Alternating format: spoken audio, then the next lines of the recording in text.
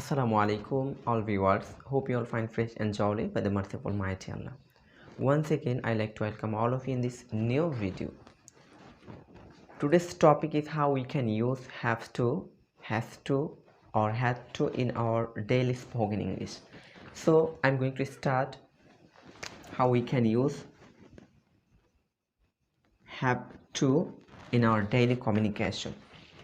So before going to start, I like to inform you that if you want to be a good speaker, if you want to speak just like a foreigner, you have to practice daily English, and it will be possible for you if you communicate with your classmate, with your surrounding people, even with your partner.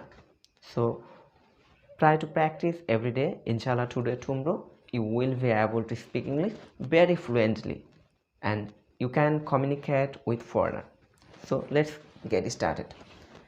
Have to, that means বাধ্যবাধকতা, কোনো একটা কাজ বাধ্যবাধকতাভাবে, অর্থাৎ বাধ্য, আমি কাজটা করতে হবে, এই বাধ্যতা বোঝানোর জন্য আমরা হ্যাভ টু ব্যবহার করে থাকি। হ্যাভ টুকে প্রেজেন্ট টেন্সে আমরা যখন ব্যবহার করব, তখন আমাদের হবে হ্যাভ টু অথবা হ্যাজ টু। পার্সন অনুসারে হ্যাভ টু, হ্যাজ টু ব্যবহার হবে। এরপর এটা যখন আমরা পাস্ট টেন্সে ব্যবহার করব, পাস্ট টেন্সে তখন হয়ে যাবে এটা হ্যাড টু, এটা হবে হ্যাড টু। আর যখন সেটা আমরা ফিউচার টেন্সে ব্যবহার করব, তখন সেটা হবে শ্যাল হ্যাভ টু অথবা will have to. Shall have to অথবা উইল হ্যাভ টু। যখন আমরা সেটা নেগেটিভে ব্যবহার করব অথবা ইন্টারোগেটিভে ব্যবহার করব, তখন নেগেটিভ অথবা ইন্টারোগেটিভে ব্যবহার করব, তখন সেক্ষেত্রে আমরা ডু, ডাজ অথবা পাস্ট টেন্সে ডিড কথাটা ইউজ করব। তো আমরা দেখে নিই কীভাবে আমরা প্রেজেন্ট টেন্সে, পাস্ট টেন্সে, ফিউচার টেন্সে এবং ইন্টারোগেটিভ নেগেটিভ সেন্টেন্সে এই হ্যাভ টু কথাটা ইউজ করতে পারি।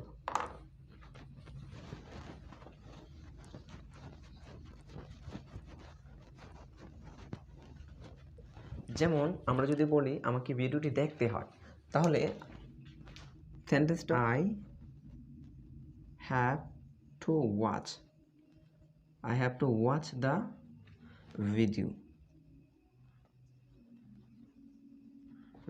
I have to watch the video.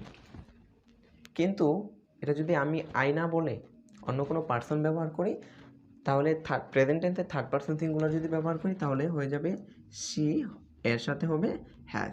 She has to watch, she has to watch the video. তাকে ভিডিওটি দেখতে হয়, অর্থাৎ সে ভিডিওটি দেখে, বাধ্য, দেখতেই হয়, বাধ্যবাধকতা, তার একটা বাধ্যতামূলক কাজ হয়ে গেছে এবং কারো দ্বারা সে প্রভাবিত অথবা কারো দ্বারা সে হুকুম নির্ধারিত হয়েছে, তাকে ভিডিওটি দেখতে হয়।